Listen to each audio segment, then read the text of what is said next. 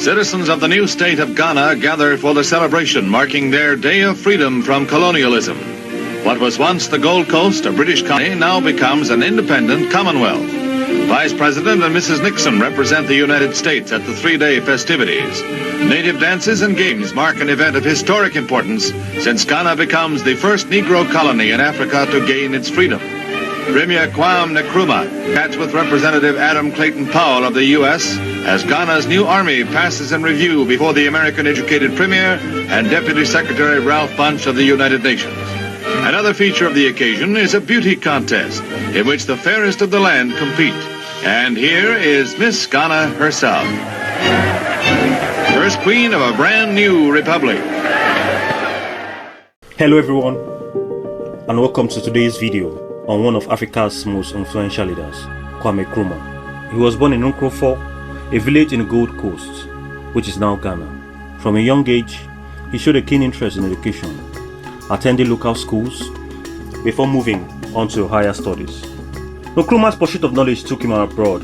In 1935, he traveled to the United States, where he enrolled at Lincoln University in Pennsylvania, earning a Bachelor of Arts in Economics and Sociology in 1939, followed by a Bachelor of Theology in 1942. He then pursued a Master of Science in Education and a Master of Arts in Philosophy at the University of Pennsylvania.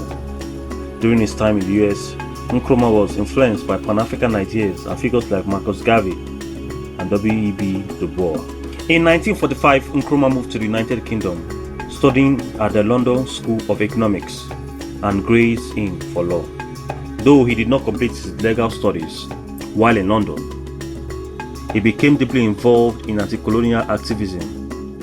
He helped organize the 5th Pan-African Congress in Manchester in 1945, alongside figures like George Padmore and Jomo Kenyatta.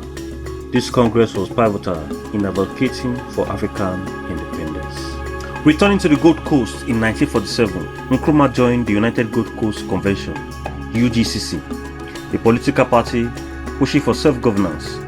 However, dissatisfied with its moderate approach, he founded the Conventional People's Party, CPP, in 1949. With the slogan, "Self-Government Now," his political fights intensified with strikes and protests against British colonial rule. Nkrumah faced arrests during this period. In 1948, he was arrested by British authorities alongside with other UGCC leaders following riots in Accra. Released briefly, he was arrested again in 1950 for organizing a nationwide strike, leading to a 12-month imprisonment. Remarkably, while in prison, his CPP won the 1951 legislative elections, and Nkrumah was released to become leader of government effectively, the Prime Minister. Under Nkrumah's leadership, the Gold Coast achieved independence on March 6, 1957, making Ghana the first sub-Saharan African country to gain independence from colonial rule. Nkrumah became Prime Minister. In one of his most famous speeches at the independence ceremony, he declared, "At long last, the battle has ended, and thus Ghana, your beloved country, is free forever." This speech symbolized hope for African liberation. In 1960, Ghana became a republic, and Nkrumah was elected its first president. His vision extended beyond Ghana. He was a staunch advocate for Pan-Africanism, believing in the unity of African nations to combat colonialism and neo-colonialism. He played a key role in founding the Organization of African Unity, OAU, in 1963, which later became the African Union. Nkrumah hosted conferences and supported liberation movements across Africa, providing aid to freedom fighters in countries like Algeria, South Africa, and Zimbabwe. Nkrumah's travels were extensive. As a student and activist, he visited the US and UK. As leader, he traveled to India in 1958 for the non-aligned movement, to the Soviet Union and China in the early 1960s to foster alliances, and to various African nations to promote unity. In 1965, he published Neo-Colonialism, The Last Stage of Imperialism, a book criticizing Western influence in Africa, which strained relationship with the US and UK.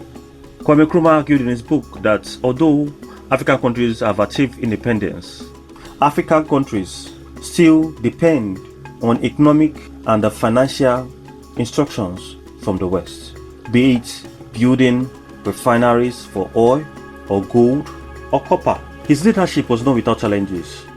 Nkrumah survived multiple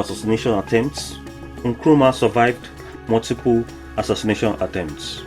In 1961, a bomb exploded near his car in Accra, but he was unarmed. In 1962, during a visit to Kulungugu, a grenade attack injured him and killed others. Another attempt in 1964 involved a policeman firing at him in Flagstaff House, Ghana's presidential palace. Nkrumah was wounded but survived. These incidents led to increased security measures and the Preventive Detention Act, allowing detention without trial. Domestically, Nkrumah focused on industrialization, building the Akosombo Dam for hydroelectric power, and establishing state enterprises. However, economic issues, including debts from ambitious projects, contributed to unrest. On February 24, 1966, while Nkrumah was on a state visit to North Vietnam and China to mediate in the Vietnam War, a military coup led by Colonel Emmanuel Kotoka and Major Akwasi Afrifa overthrew his government. The National Liberation Council took power, banning the CPP and accusing Nkrumah of dictatorship.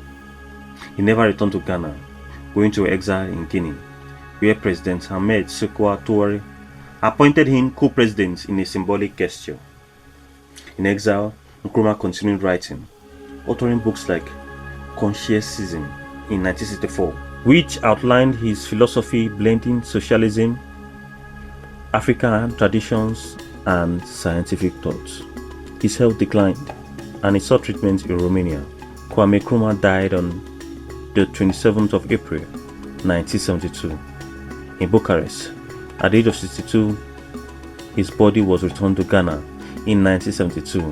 Nkrumah's legacy endures as the father of Ghanaian independence and a pioneer of Pan-Africanism. His ideas influenced generations, though his rule remains debated for its authoritarian aspects. Thank you for watching. If you learned something new, like, comment, and subscribe for more historical insights. See you next time.